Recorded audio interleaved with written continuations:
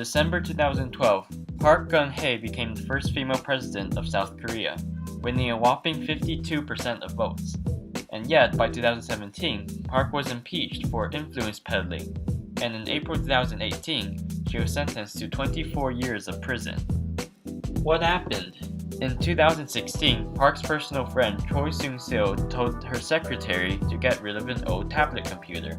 The tablet was obtained by reporters from JTBC, a popular TV network in South Korea, and in the tablet were over 200 top-secret files which Choi should not have had access to.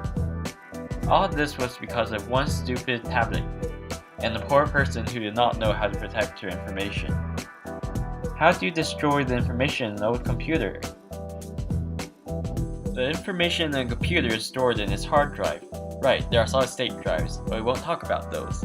So to destroy your information, you need to wipe it clean from your hard drive. Well, that's simple. Right-click, move to crash, the end. Well, not really.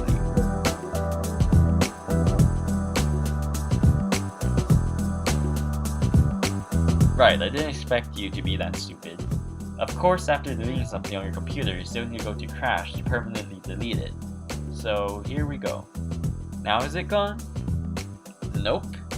How is a file stored on your hard drive? The contents of the file are stored somewhere in a bunch of zeros and ones. When the computer wants to read them, it looks up the address in the file, and then goes to that address to read the data. When you delete the file, even when you permanently delete it, all the computer does is delete the address, so the computer doesn't know how to find the file anymore. But the file is still there. Sure, you can't access it directly anymore, but any semi-expert can recover it on your hard drive easily. So to actually delete the file, you need to wipe those zeros and ones clean. You need to overwrite it with a new file. And there is software that does that for you, 99 times. But does it actually work?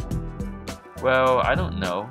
Some people claim that the NSA can still recover your files after it's overwritten 10 times. Most notably a paper published by Professor Peter Gutman, but that was 1996, and the hard drive technology today is much more advanced. So many people agree that overwriting your file once should make it unrecoverable.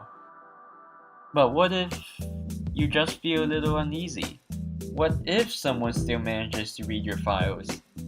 Well, to make extra sure, just take out your hard drive, unload the platter, and do this.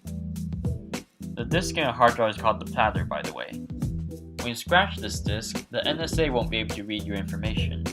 And when you bend it like this, Putin won't be able to read it. Why? A platter is read with an appendage hovering a few atom lengths above it, called the arm, and the disk spins at many miles per hour so that the arm can scan it super fast.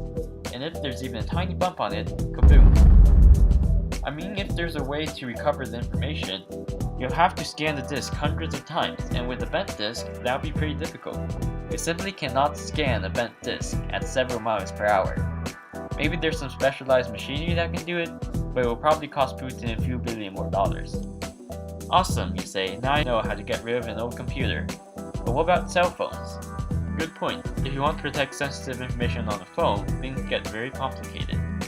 Just kidding. It's easy. All you have to do is: Number 1. Do not use unfamiliar apps or websites or click on trustworthy links. Believe me, it's not worth it.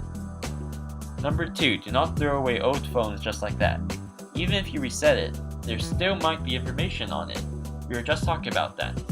If you have something important on your phone, you can ask special recycling companies to get rid of the information for you. Or you can just take out the memory chip and, scratch or bend it.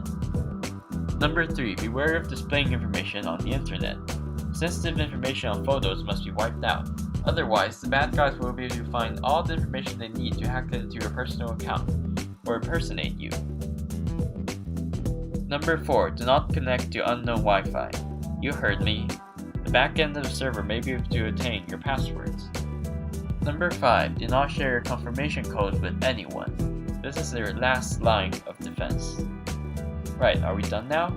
No, there's one last thing. Use your common sense. There are many ways someone can steal your information, and you always need to keep your ground. For example, some criminals may have pseudo base stations, or PBSs. These are machines the size of suitcases that pretend to be mobile towers and intercept your phone signals. Instead of communicating with your mother, you are actually texting a machine. That's why you need to double check the identity of your friends. The fake base station only works within a few miles radius. Use your instincts. So there, a quick guide to stopping Putin from reading your sensitive information. And it doesn't even involve a high-powered death ray.